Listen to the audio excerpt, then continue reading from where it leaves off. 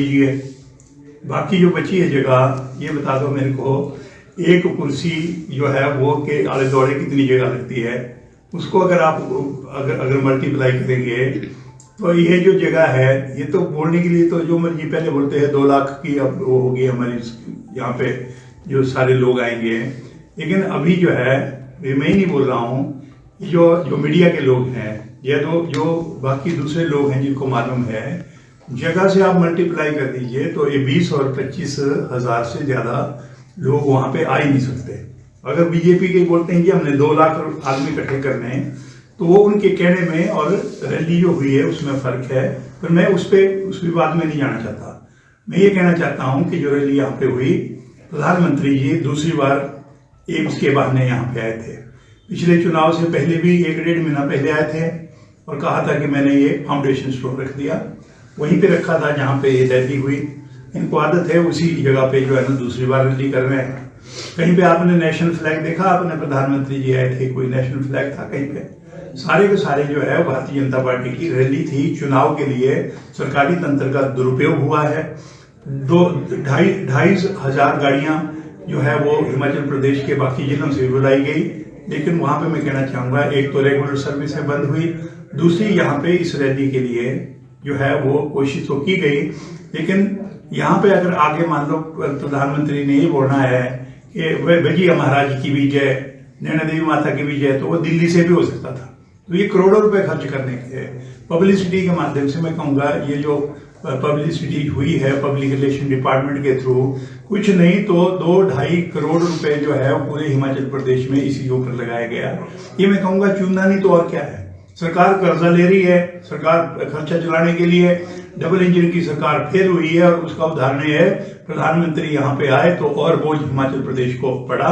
और मुख्यमंत्री को बताना चाहिए, व्हाइट पेपर देना चाहिए कि ये जो रैली करी है उसके ऊपर कितना खर्चा हुआ, HRTC की बसों का कितना नुकसान हिमाचल प्रदेश को हुआ, और ये सारी चीजें जो है वो करनी चाहिए। साथ में मैं कहना चाहूंगा, लोकल लोगों को कोई रोजगार नहीं मिला है।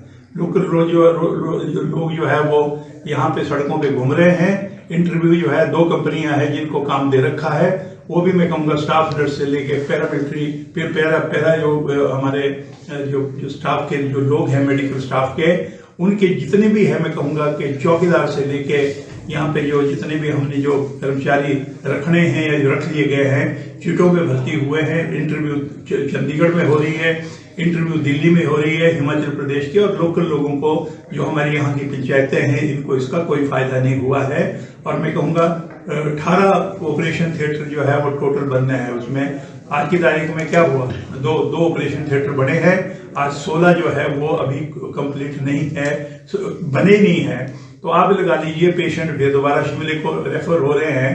तो इसलिए मैं कहना चाहूंगा कि आज जो यहाँ पे हो रहा है वो जो मुख्यमंत्री ने अपनी स्टेटमेंट दे दी कि PGI का काम तो आज तक चला हुआ है। अरे इतने सालों से जब नया डिसिप्लिन आना है तो उसके लिए काम जो है वो करते हैं, लेकिन पूरा तो करना है। यहाँ पे आपने 750 बेड का हॉस्पिटल बनाना है, यहाँ पे 100 बेड का हॉस्पिटल बना है। आज किस ढंग से जो है वो उद्घाटन हो गया, वो है केवल मात्र चुनाव के लिए यहाँ पे लोगों को मूर्ख बनाना। और प्रधानमंत्री जाके चले गए, और अगर मान लो इस प्रकार से आके पैसा खर्च करना है, सरकारी खजाने पे डाका डालना है, तो मैं कहूँगा आज की तारीख में ये डाका जो है वो बिलासपुर से शुरू हुआ है। और भारत के प्रधानमंत्री ने, हिमाचल प्रदेश के मुख्यमंत्री ने सरकारी खजाने के ऊपर ये लूटपाट करी है। लूट यहाँ पे ना होता अगर वीरभद्र सिंह हमारे मुख्यमंत्री न होते, क्योंकि मेरा चुनाव क्षेत्र था, मैं चुनाव हार गया था। मैं प्लानिंग का और 20 सूत्री कार्यक्रम का चेयरमैन था। मैं लोगों को लेके वहां पे गया, मैंने कहा कि बिलासपुर में आपने कुछ नहीं दिया है, चंबा को भी दे दिया, हमीरपुर को भी मेडिकल कॉलेज दिया, सिरमौर को भी दे दिया, शिमला में, सोलन में, सब जगह ऑलरेडी है हम, और मंडी में भी है। इसलिए वीरभद्र सिंह जी हमारी बात मानी, और डॉक्टर ठाकुर कौल सिंह जो है मंडी की बात करते थे, और बादी जो है वो कांगड़ा की बात करते थे। प्रेम कुमार धूमर और उनके लगते जिगर ये जो अनुराग ठाकुर है, अखबारें उठाओ, इलेक्ट्रॉनिक मीडिया की स्टेटमेंट उठाओ, वो हमीरपुर को ले जाने चाहते थे। ये मैं कहूँगा वीरभद्र सिंह का सपना है जो पूरा हुआ है, उनकी बदौलत हमारे को ये एम्स जो है बिलासपुर को मिला है। यह सरकारी खर्चे पे हो रही है, या तो इलेक्शन कमीशन को नजर नहीं आ रहा है, या उनको सुनाई नहीं दे रहा है।